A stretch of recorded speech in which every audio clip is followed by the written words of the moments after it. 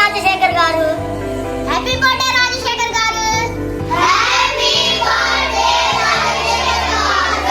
ఈరోజు నేను biryani, biscuit packet, juice, water bottle, fruits, sweets తింటున్నా. మీ పుట్టినరోజు మాతో జరుపుకొని మా అందరికి భోజనం పెట్టాలంటే మెసేజ్ చేయండి.